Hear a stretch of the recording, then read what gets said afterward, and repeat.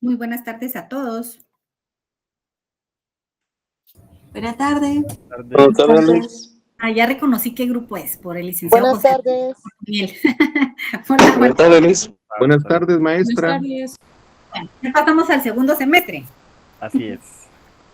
Qué bueno. Ya se dieron cuenta que hay que leer mucho. Bastante, Lida. Bueno, pues bienvenidos a este curso. Voy a impartir el curso de Teoría General del Proceso.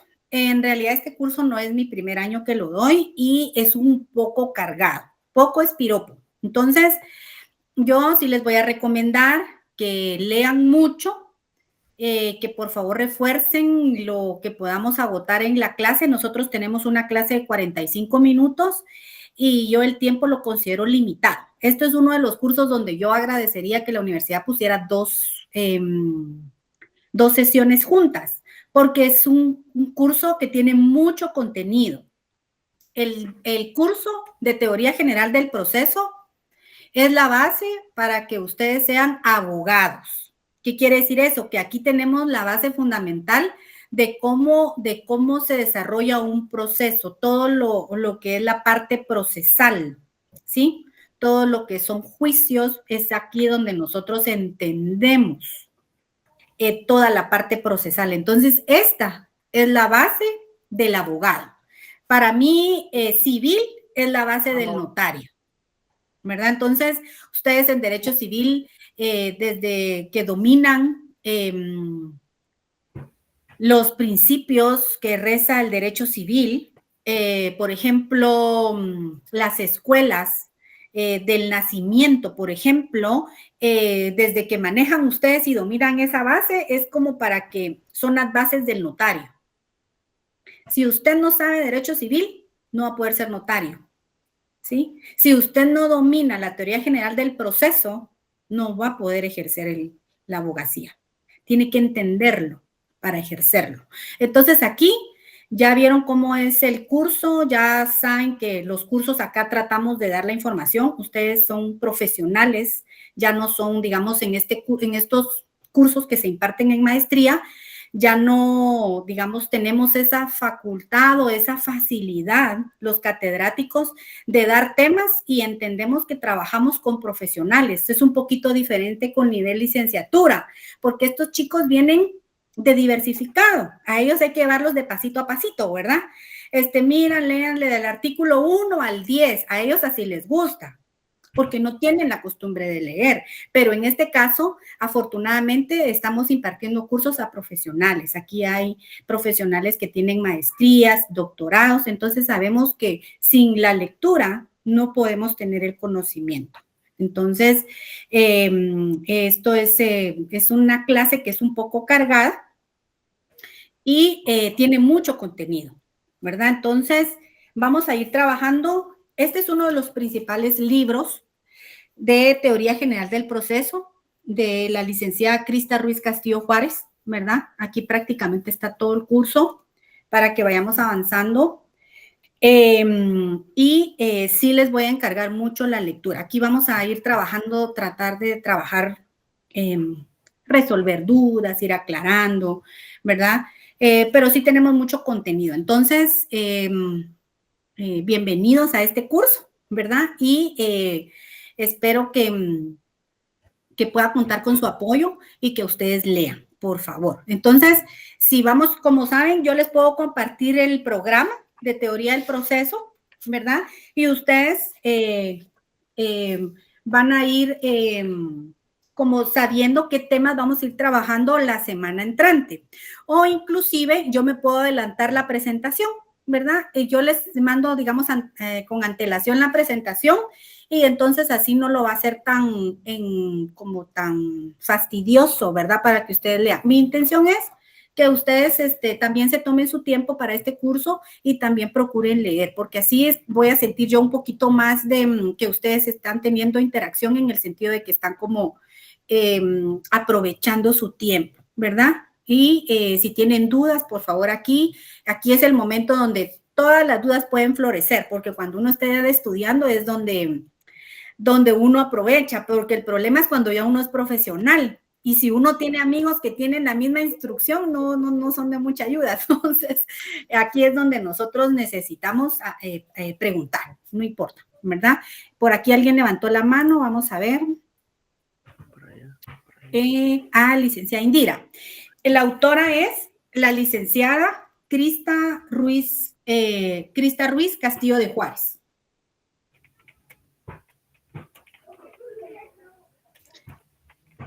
Por aquí tengo otro. No, este es básicamente.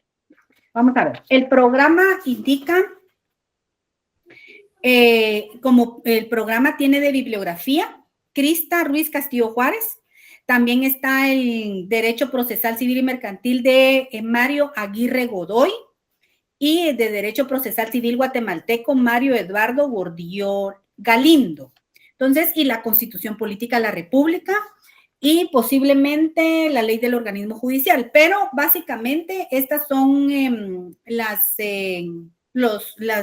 base que ustedes puedan ir también complementando en el contenido de este curso, ¿verdad? Entonces, pues hoy es un curso hoy que es la primera clase, pues es muy liviano, porque vamos a hablar un poquito acerca de los antecedentes de la teoría general del proceso y poco a poco nos vamos a ir adentrando al tema, al área procesal. Entonces, vamos a pedir ahí su apoyo para que ustedes también tengan sus lecturas.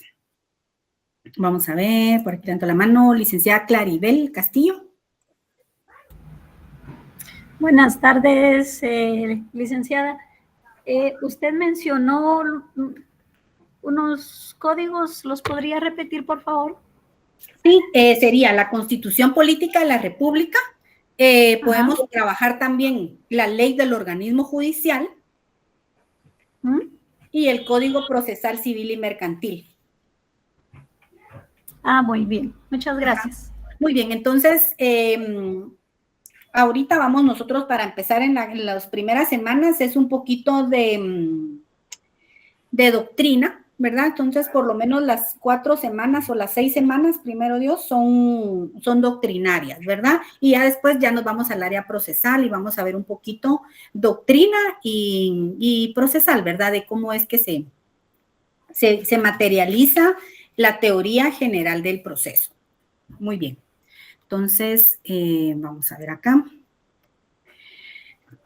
Por supuesto que el objetivo de la clase es que el estudiante de la Universidad Rural domine los principios, los antecedentes, los conceptos de la teoría general del proceso, ¿verdad? Porque esta es la base de toda su área procesal. Tenemos, en la antigüedad se dieron diferentes formas de resolver los conflictos de intereses. En esa época se dio el tema de la autodefensa, la autocomposición y la heterocomposición. Entonces, en la autodefensa se dice que, por ejemplo, en esa época tenían esa necesidad primitiva de resolverlos, ¿verdad? Entonces, primeramente se dio el ejercicio de esa fuerza, ¿verdad? Digamos, la sociedad primitiva manifestaba el ejercicio de la fuerza por medio de la venganza de sangre o la venganza privada. Entonces, esta era, digamos, la costumbre que ellos tenían era de resolver los conflictos de manera directa y personal. Entonces, esta era la que se conocía como, por ejemplo, la ley del talión, que era directamente, se le aplicaba la pena al ofensor, ¿verdad? Entonces, el ofensor en un arrebato de enojo, le quitaba el brazo a su contendiente y la consecuencia o el resultado de esto era el mismo daño causado.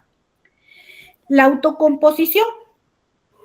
Dentro de la autocomposición es esa actuación que se produce a través de un arreglo amistoso que da fin al problema suscitado. Aquí, si nos damos cuenta, en esta autocomposición ya habíamos avanzado un poco en cuanto al tema de la de la autodefensa, porque la autodefensa es ese dicho de ojo por ojo y diente por diente, ¿verdad? Esa era la facultad que se tenía de castigar de manera propia al ofensor. Entonces, cuando hablamos de la autodefensa, en la autodefensa algunas acciones estaban prohibidas, ¿verdad? Es decir, lo que no se aceptaba era que no se le hiciera un daño mayor del que había causado. La que estaba tolerada era porque era aceptada y estaba consentida por la sociedad.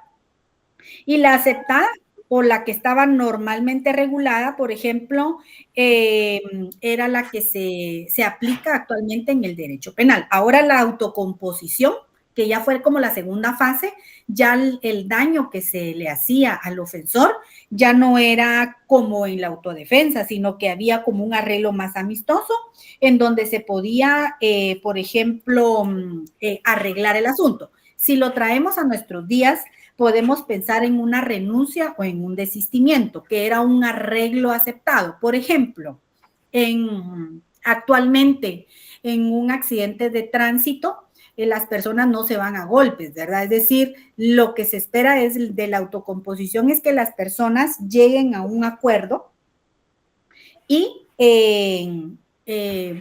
si fuera un aspecto que se llevara a tribunales, a través de un desistimiento, ¿verdad? El que ha causado el daño paga a la víctima, digamos en este caso, y entonces aquí se puede producir la renuncia o el desistimiento.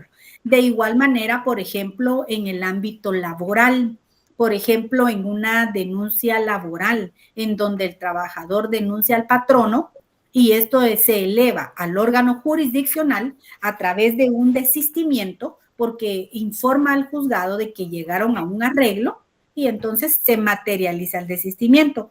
O, por ejemplo, el allanamiento, que es el acto por medio del cual el demandado o el acusado se somete y reconoce las pretensiones reclamadas. Por ejemplo, el allanamiento no es en el derecho procesal, allanar no es ingresar a una casa. El allanamiento en el derecho civil es ingresar a una casa con una orden de juez.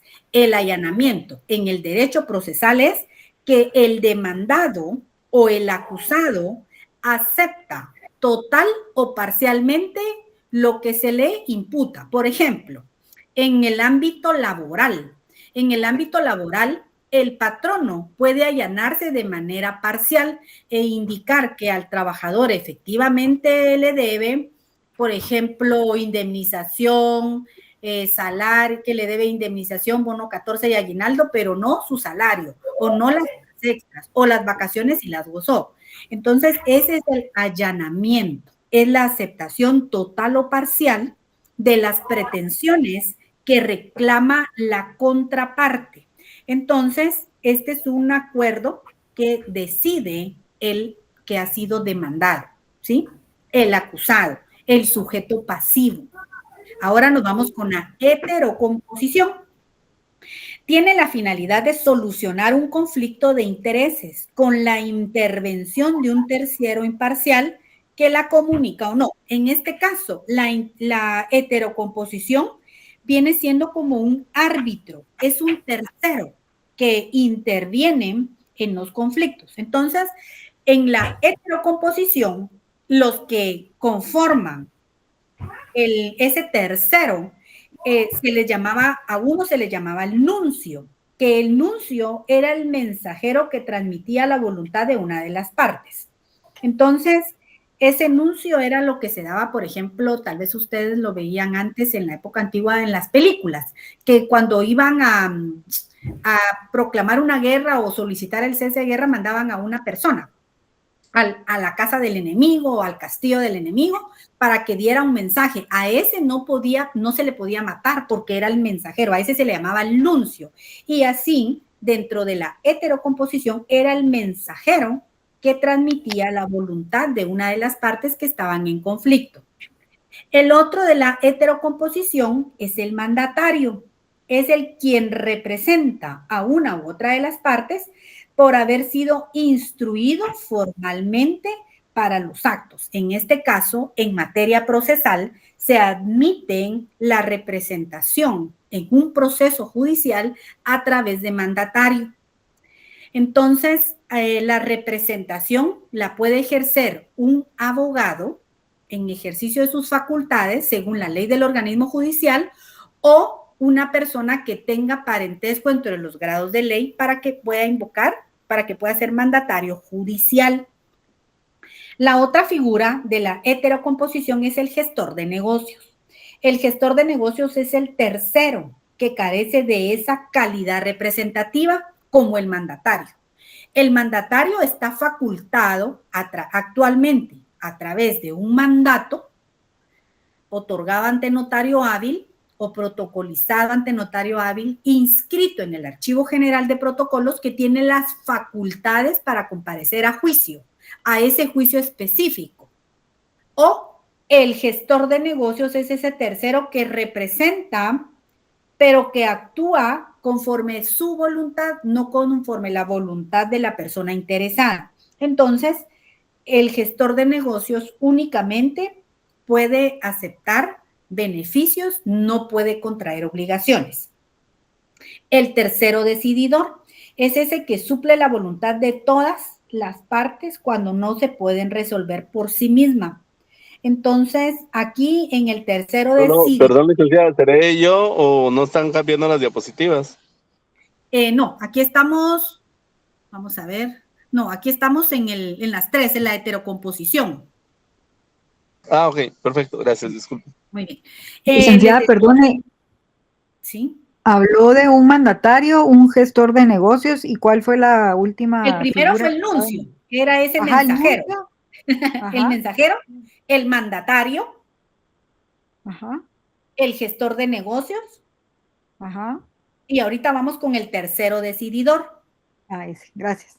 Muy bien. El tercero decididor es ese imparcial, es como un juez, digámoslo así, porque suplía la voluntad de las partes. Entonces, se supone que ese tercero decididor era imparcial, era, digamos, actuaba bajo su discreción para resolver un conflicto.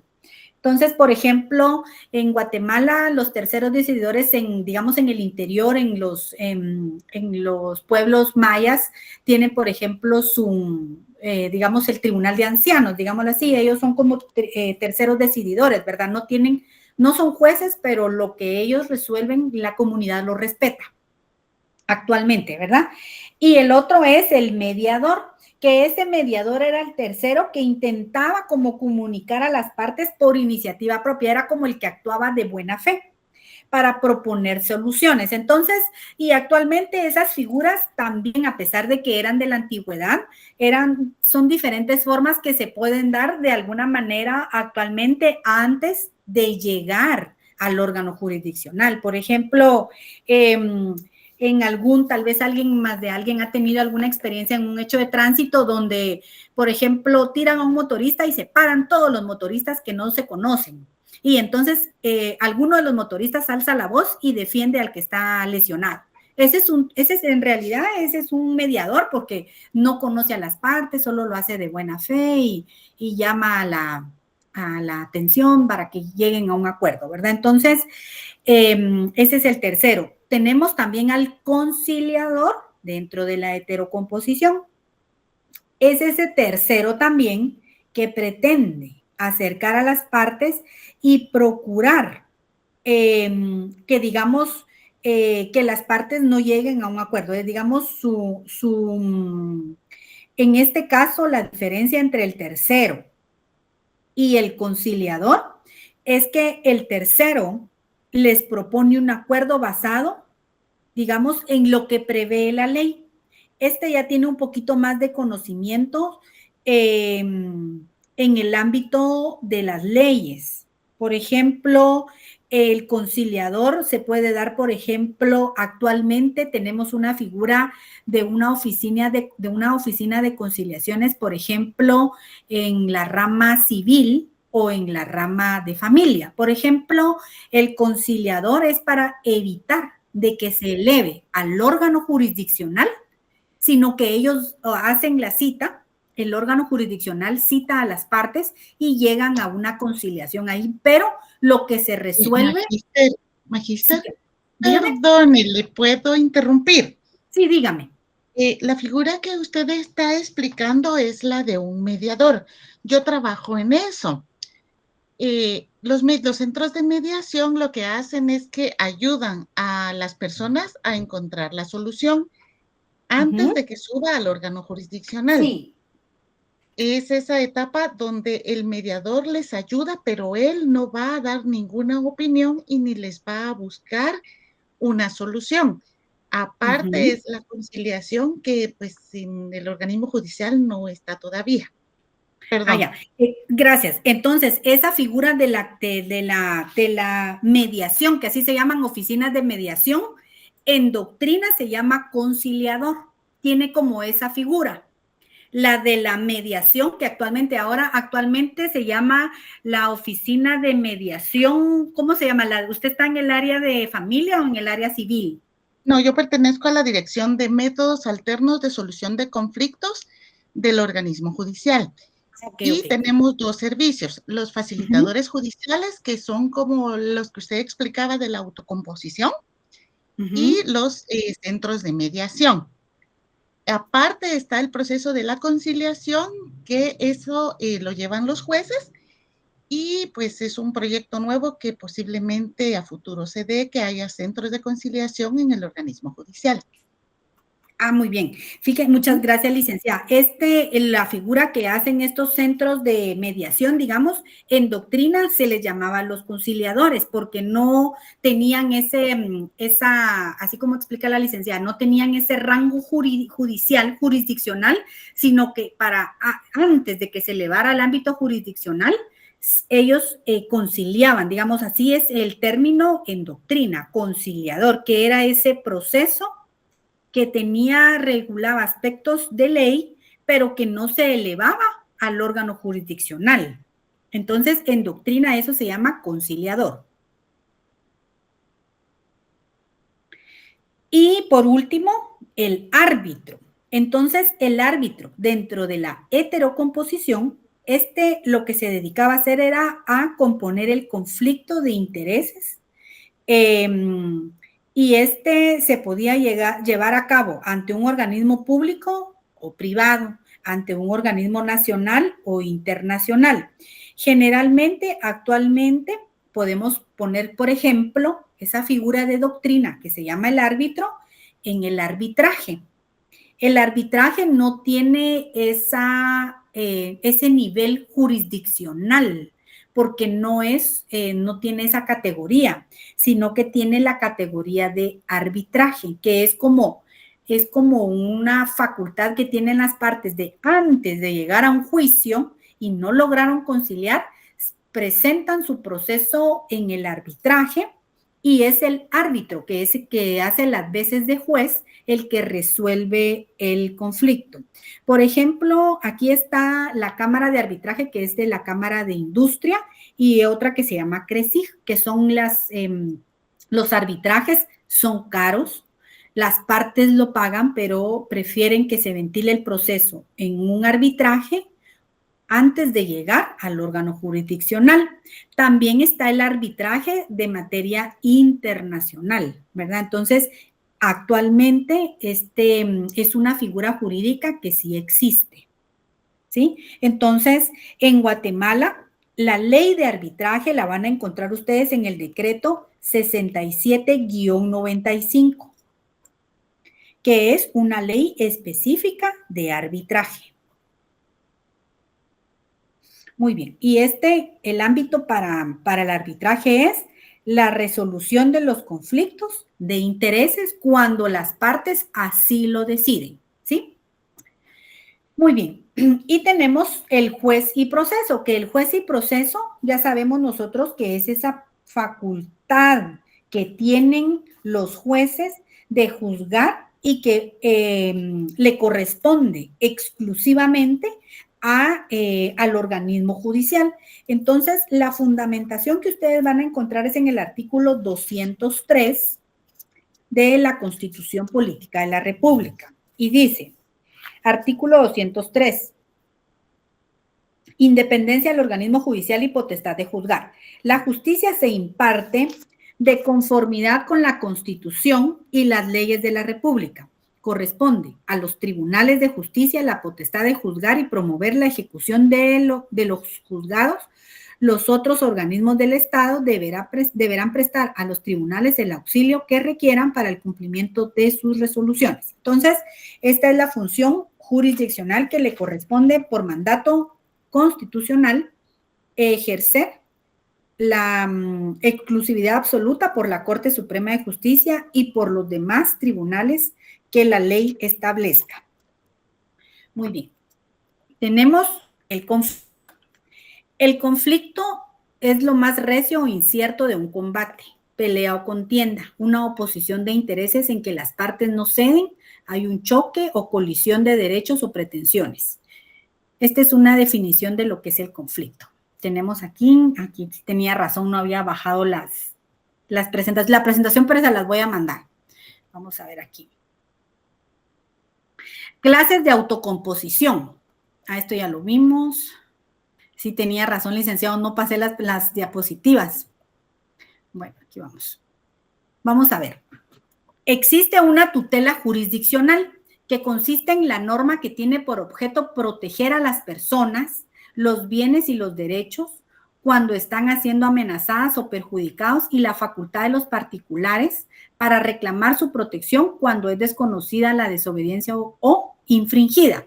Y el proceso, cuando nosotros hablamos del proceso, es el conjunto de actos dirigidos con el fin de solucionar la controversia surgida entre los individuos en el ámbito social. Por medio de este son satisfechas las pretensiones reclamadas. Cuando nosotros hablamos de las pretensiones reclamadas, ¿qué es lo que les viene a la mente a ustedes?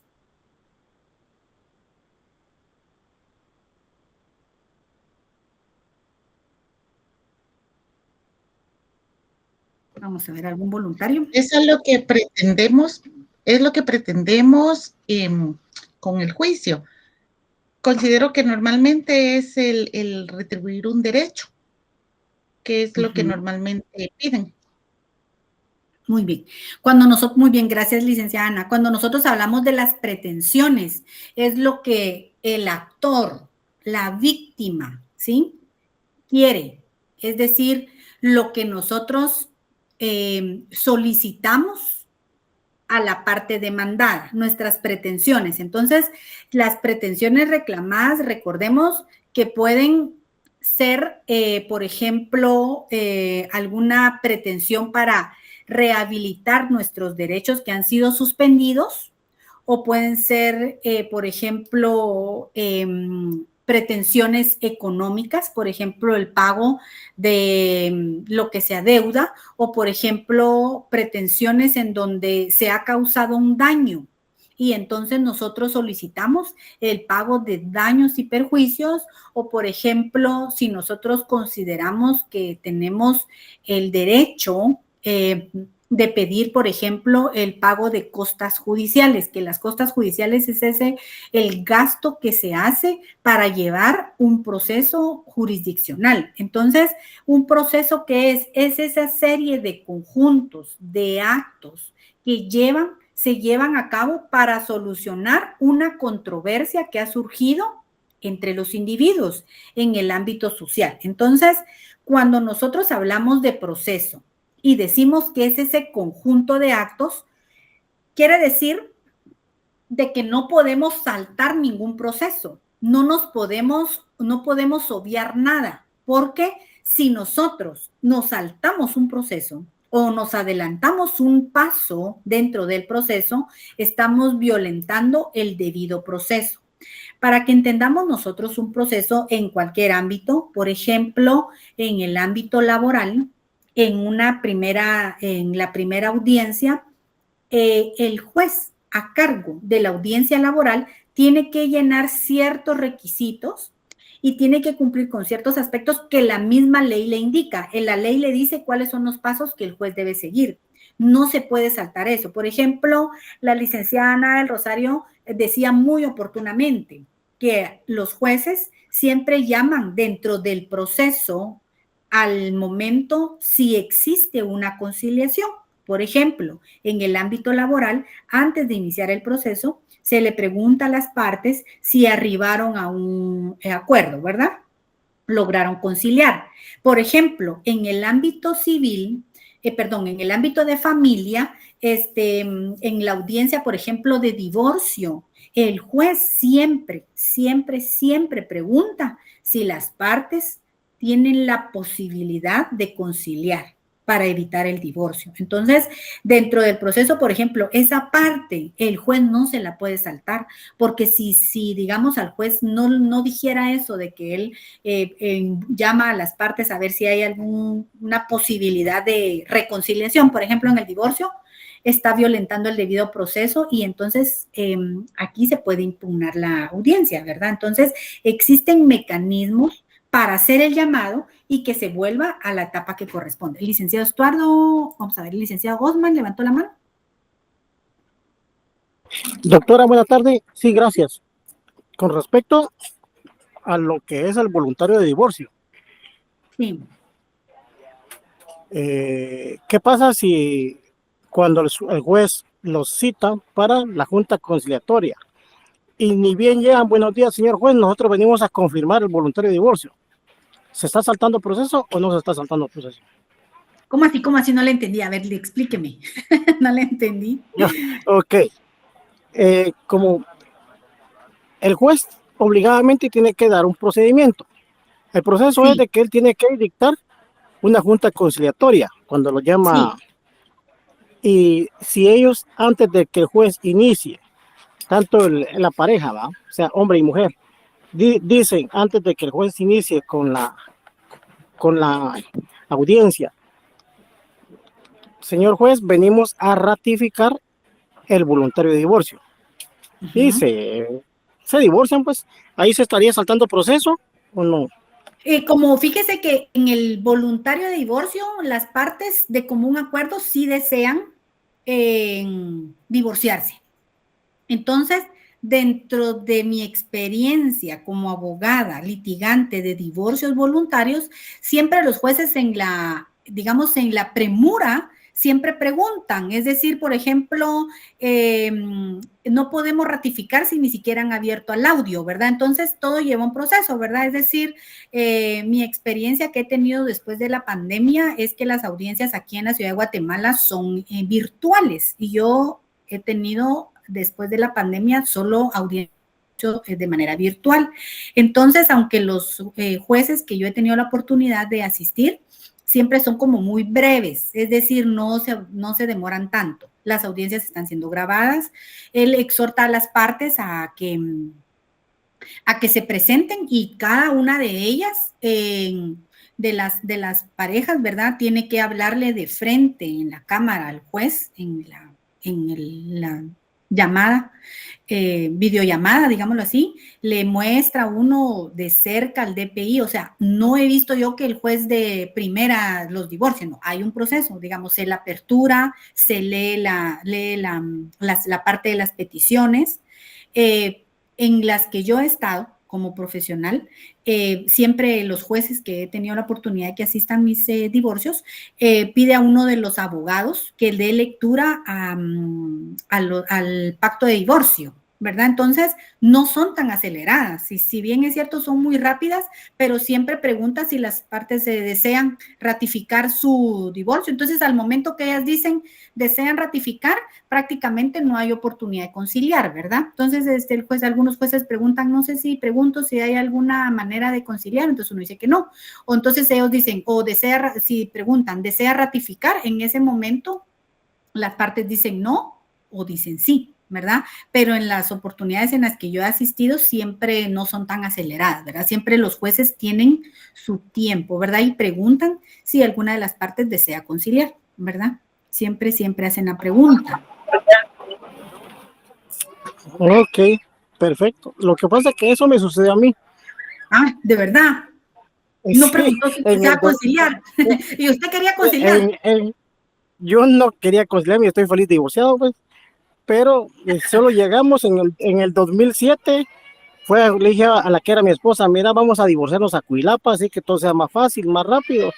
Llevé los abogados y todos nos mandaron, antes nos mandaron el borrador de la resolución y de una vez llegamos, miren, buenos días, solo venimos a ratificar, nos sentamos frente al juez, solo a firmar el memorial de él, bueno, que le vaya bien, y ahí Sí, quedó. fíjese que en el 2007, dice usted. Exactamente, en marzo del 2007. Fíjese que hubo una época en donde a veces no llegaban los jueces y no iba el oficial a preguntar, a firmar, pero como en realidad, digamos, con los años, ¿verdad? Se han tomado mucho el tema de darle cumplimiento a lo que establece la ley. Y fíjese que una de las regulaciones que tienen los jueces es la inmediación. La inmediación quiere decir que el juez debe estar, digamos, debe permanecer en presencia de las partes. El juez tiene que asistir a las audiencias. Entonces, si eso ocurrió en esa época, sí, actualmente ya no ocurre. Máximo que ahora las audiencias son grabadas. Entonces, recuérdese que los jueces llevan un control, ¿verdad? Y a ellos también les revisan sus sentencias y son sujetos de revisión. Entonces, ya no se arriesgan, ¿verdad? Actualmente los jueces son muy cuidadosos. Y en materia laboral, las audiencias son grabadas en audio y en video. Y sí se lo aclaran, ¿verdad? Para evitar muchos conflictos. Y, por ejemplo, en el área civil, actualmente las audiencias también están siendo grabadas, por lo menos aquí en la ciudad de Guatemala, no sé en el interior, pues. Pero sí existe esa obligación dentro del proceso de que cada acto lleve su consecuencia, es decir, son consecutivos, son uno del otro, atrás uno del otro. Si se pasa un alto, digamos uno, y no se obvió, entonces se puede impugnar la audiencia dentro de la misma audiencia, si fuera oral, ¿verdad? Pero dentro del proceso, lo que quiero que ustedes, digamos, tengan con claridad es que es un conjunto de actos, uno tras otro, ¿verdad? Y si se violenta uno, se está violentando el debido proceso. ¿Estamos? Ok, gracias. Muy bien, no sé si hay alguien que tenga alguna duda más.